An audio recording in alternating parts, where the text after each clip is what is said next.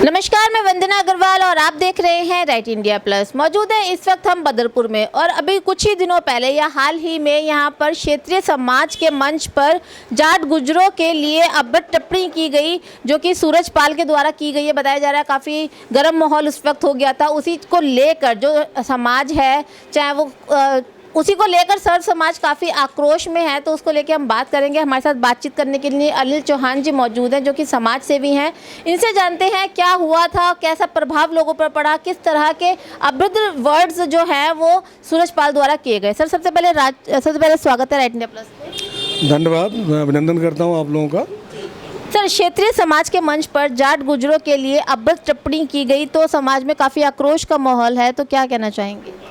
देखिए, इस चीज़ का हमें बड़ा खेद है कि एक क्षत्रिय समाज के मंच पर इस प्रकार की अभद्र टिप्पणी की गई। ये नहीं करना चाहिए। ये बहुत बड़ा दुर्भाग्य है कि इस प्रकार के कुछ राजनेता हमारे बीच में आ जाते हैं और इस प्रकार की टिप्पणी करके जाते हैं। और जिस व्यक्ति के लिए आप कह रहे हैं सूरजपाल अम्मू, मैं इनके लिए आदरणीय नहीं लगाऊंगा, जी भी नहीं लगाऊंगा। रीज़न क्योंकि इस लायक नहीं है। जो इन्होंने भाषा का प्रयोग किया, इसके लिए इन पे लागू नहीं होता।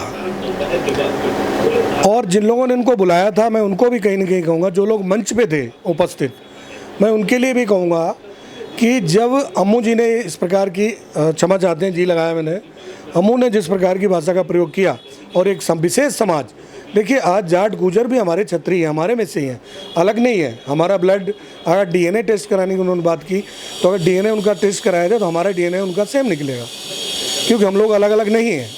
वो भी हमारे बीच के ही हैं। तो ठीक है, कई पीढ़ी पहले वो थोड़ा अलग उनका एक जाति बन गई। वो किस कारण बनी, वो हम उस पर नहीं जाएंगे, नहीं उतना इतिहास का मुझे ज्ञान है। लेकिन हाँ, वो कहीं ना कहीं हमारे भाई हैं। और इस प्रकार के नेता हमारे भाइयों में ये इस प्रकार की जो एक दीवार खड़ी करते हैं, ये बड़ा दुर्भाग्य है। और जिन लोगों ने कार्यक्रम, मैं आपको बताऊँ, मैं मंच पर ज़रूर था वहाँ पर, लेकिन इसका निमंत्रण मुझे नहीं था। मुझे द्वारिका से भारतीय जनता पार्टी के अध्यक्ष हैं आदरणीय राजकुमार सिंह भदौरिया जी, उनका फ़ोन आया। बोला, चौहान जी वो आप कहाँ हो? तो मैंने क्षेत्र में हूँ। बोला, कार्यक्रम में नहीं पहुँचे? मैंने कौन सा कार्यक्रम? बोला, वो करणी सेना कार्यक्रम हो रहा। तो मैंने कहा मैं नहीं पहुँचा हूँ। बोला, मैं तो पहुँच गया हूँ, आ जाइए आप भी। तो मेरे वो आदरणीय हैं, मित्र हैं, भाई हैं, तो उनके कहने के मुताबिक हम वहाँ गए। और जब मैं पहुंचा हूं तो कार्यक्रम समाप्ति की ओर था, आखिरी वक्ता बोल रहा था। मंच पर जैसे ही पहुंचे हैं, उसी वक्त पुलिस आ गई और पुलिस से एक और सज्जन थे, उन्हीं के जो टीम के थे, उनसे कहासुनी होने लगी। जब कहासुनी होने लगी तो क्योंकि पुलिस हमारे जानकार हैं, सब हम यहाँ लोकल हैं, तो हम लोग रहते हैं, तो हमारे वो पुलिस बाद में मित्र पहले हैं, और समाज के नाते इस प्रकार मुझे वहाँ खड़े होना पड़ा। तो मैंने जो वहाँ के बीट ऑफिसर थे और जो रीडर थे आदरणीय समय सिंह जी, तो जब मैंने उनको देखा तो मैंने पूछा, उनको प्रश्न किया क्या बात होगी। तो उन्होंने बोला कि नहीं, कार्यक्रम काफ़ी लेट हो गया है, इसलिए चौहान जी इसको बंद करा दीजिए प्लीज़। मैंने ठीक है, बंद हो रहा। उन्होंने भी इस प्रकार की कोई भी मुझे घटना नहीं बताई कि यहाँ कोई घटना घटित हुई है, और नहीं मुझे ज्ञान था। तो फिर वो कार्यक्रम समाप्त हो गया था और मैंने उनको वहाँ से अलग कर दिया जी। सर, वहाँ पे कुछ लोग तालियां भी बजा रहे थे, जो कि कहीं ना कहीं बहुत ज़्यादा अपमानजनक स्थिति को पैदा करता है। देखिए, ये उससे बहुत ज़्यादा दुखदाई है।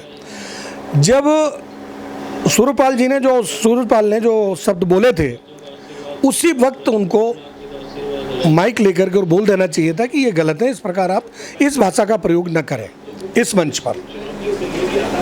लेकिन वहाँ पर या तो ज्ञानता की कमी थी, उन लोगों को विवेक नहीं था कि इस प्रकार का हमें खेद प्रकट करना चाहिए एक समुदाय, एक जात के खिलाफ जो उन्होंने शब्द कहे हैं मेरे भाइयों के खिलाफ।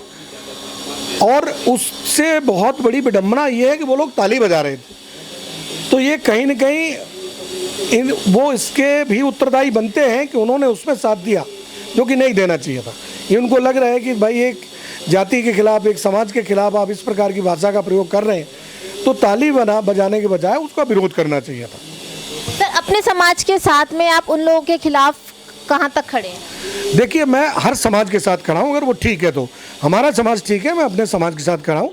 अगर मेरे समाज ने किसी प्रकार का कोई गलत काम किया है तो हम उसका खंडन भी करते हैं, और मैं इस प्रकार भी इसीलिए मैं खंडन कर रहा हूँ। अम्मू का भी खंडन इसीलिए कर रहा हूँ कि उन्होंने जो गलत शब्द कहे उनका भी खंडन करता हूँ। जिन लोगों ने कार्यक्रम कराया था उनको खड़े होकर के बोलना चाहिए था कि मैं इसके क्षमा प्रार्थी हूँ, आगे से मैं इनको कभी अपने मंच पर नहीं बुलाऊंगा, इस चीज़ के लिए मुझे भी क्षमा करें। ये बोलना चाहिए था, नहीं बोला तो कहीं ना कहीं मैं सोचता हूँ कि उनमें अज्ञानता है, विवेक की कमी है। सर बहुत बहुत शुक्रिया, आपने अपना कीमती वक्त हमें दिया। बहुत बहुत धन्यवाद, आप लोग आए। फिर मैं कहूँगा कि हमारे भाई को, वो भी हमारे बीच के भाई हैं, उनको जो हृदय में ठेस पहुँची है उसके लिए क्षत्रिय समाज की तरफ से मैं क्षमा प्रार्थी हूँ कि हमारे किसी भाई ने इस प्रकार ऐसा कहा है। वो भी थे, लेकिन क्यों कहा है, नहीं कहना चाहिए था। मैं उसके लिए एक समाज के, क्योंकि मैं क्षत्रियों का प्रतिनिधित्व करता हूँ, पिछले 25 साल से इस क्षेत्र में हूँ, तो इसलिए इस क्षेत्र में एक कार्यक्रम हुआ और उस पर इस प्रकार की अभद्र टिप्पणी की गई, इसके लिए कहीं ना कहीं हम भी उस समाज से, अपने भाइयों से, अपने गुर्जर भाइयों से, जाट भाइयों से मैं भी क्षमा प्रार्थी हूँ कि भाई ये हुआ है, बहुत गलत हुआ है। मैं उनके साथ हर तरीके से खड़ा हूँ, और मैंने 2 दिन उनकी मीटिंग में भी मैं शामिल हुआ, थाने भी गया कि भाई जो है इसके खिलाफ कार्रवाई की जाए। बहुत बहुत धन्यवाद।